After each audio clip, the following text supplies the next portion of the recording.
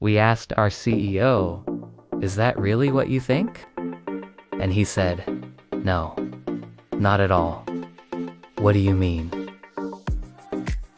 He said, "We are perfectly happy to engage in the political process when it suits us. But that doesn't mean that we should do so all the time. I am going to talk about how and when companies should engage in the political process. You will see that there are many parallels with what we have been discussing here on Business Unusual. Now, why is this important? Well, because there are companies who step into the political arena and they speak up on social issues and they get it completely wrong. They don't know their stakeholders, they don't know the issue, and they end up making a complete hash of it. Or they go the other way and they pick the wrong side and then they get stuck on that side and then they become irrelevant.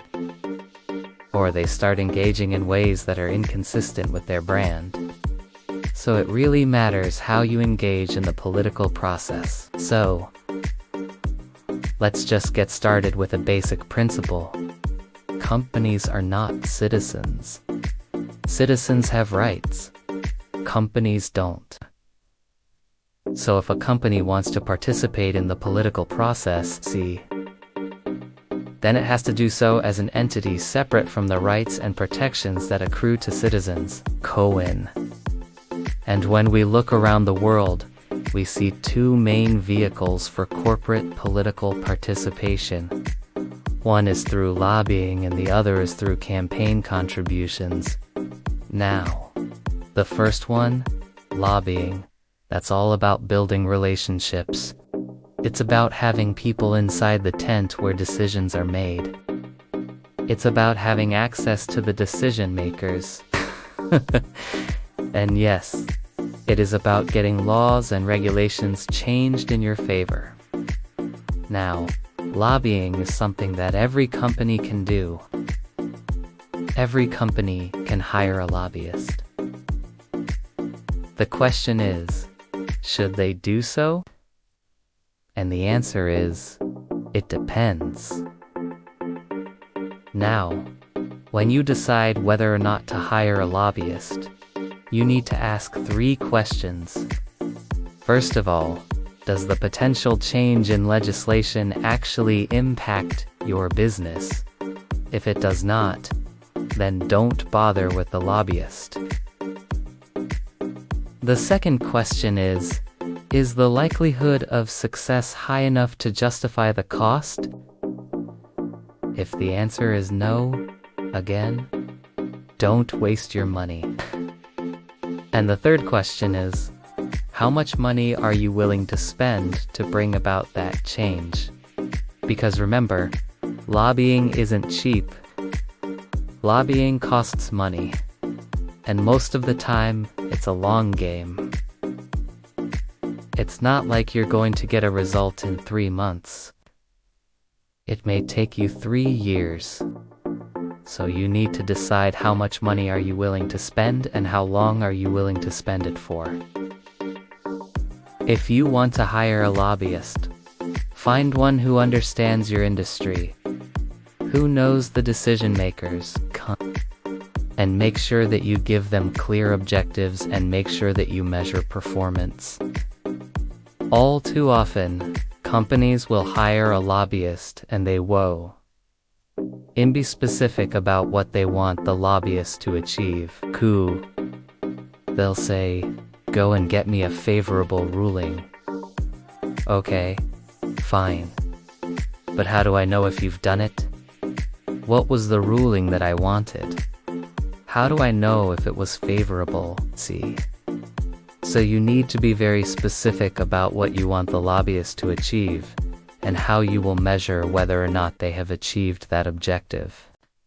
But once you've done all of that correctly, even if the lobbyist is successful, and you get the law or the regulation changed in your favor, be prepared to walk so that everybody sees that you walked, so that people will give you credit for it. Too many times we see companies that say, "Hey, we got this law changed in our favor," and then they try and hide it. They don't want anybody to know that they had a role in the change. Why would you do that? People voted for that change because they liked you. So give them credit for it. Walk so that people can see you walk. The other form of political engagement is campaign contributions. Now, these are donations to political parties or to candidates that are running for office. And these campaign contributions are highly regulated. There are strict rules about who you can donate to, how much you can donate, and how that money can be spent. Now, for companies, there are two reasons for making campaign contributions. The first one is to gain access. Remember, behind every candidate, behind every politician, there is a constituency that elected them. That constituency wants something from the politician. By making a campaign contribution, you gain access to the person who can help you to get what you want. But again, you have to be very clear about what you want. The second reason for making campaign contributions is to support an ideology, kunga. And that's usually done through trade associations. Now, most trade associations have political action committees, which are legal entities that raise money from the member companies.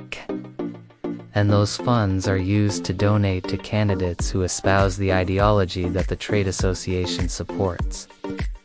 And again, here, it's important that the company knows what ideology they are supporting, whether or not it aligns with their own values, and if it does, then they should contribute to the political action committee of the relevant trade association, KEM. Now, these campaign contributions are reported in public disclosures, see. So if you want to know what any particular company is giving money to, then all you have to do is search the appropriate database. There is another form of political engagement that some companies undertake, and that is to put money into a DAO. A super PAC is a separate legal entity that raises money from multiple sources to spend on a particular political cause. Now, super PAC can spend money trying to defeat a candidate or trying to get a candidate elected, Canada. But they cannot give that money directly to the candidate.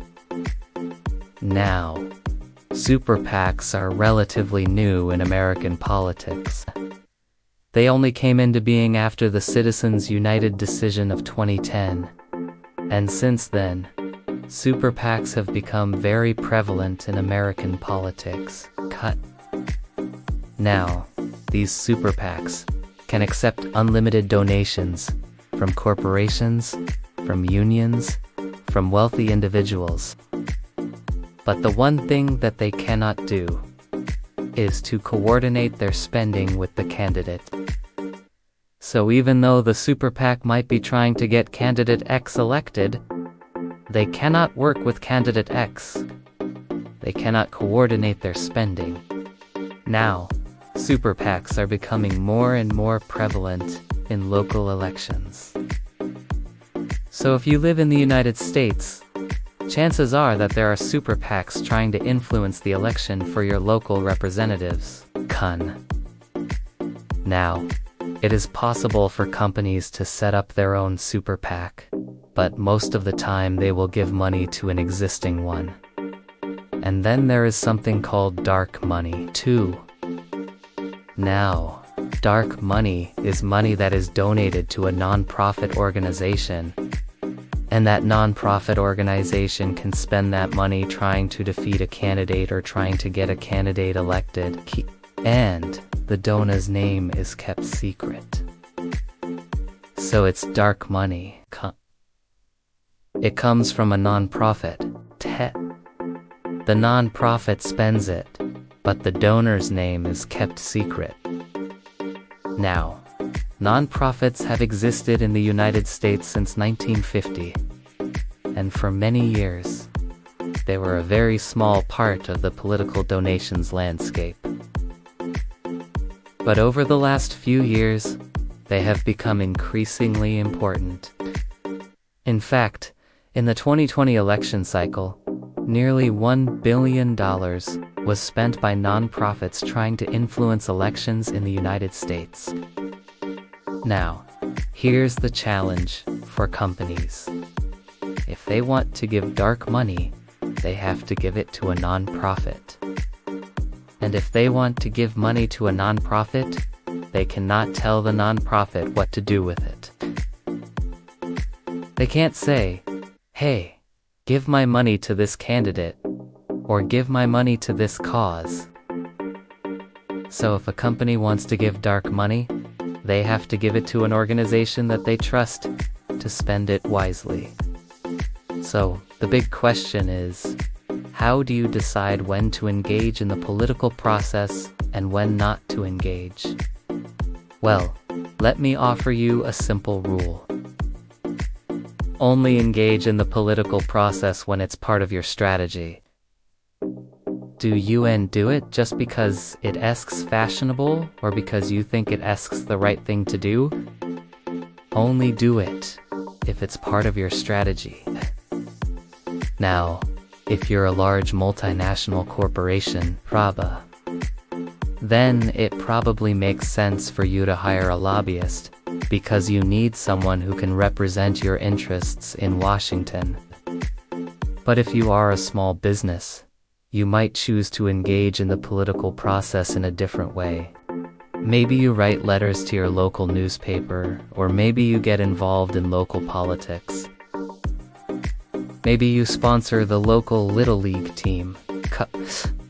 There are many ways to engage in the political process. You don't have to make campaign contributions.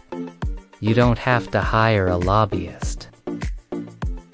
You can do it in ways that suit your business and suit your budget. What you have to do is to decide what you want to get out of the political process. Do you want access? Do you want to influence legislation? Do you want to support a particular ideology? Once you know what you want, then you can figure out the best way to get it. Some companies choose not to engage in the political process at all. They say that their job is to create economic value. And anything else, such as engaging in the political process, is neither their strength nor their weakness. They leave that to the politicians. Now, we'd love to hear from you. What's your experience with this?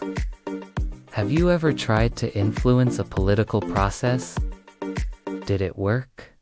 Did it not work?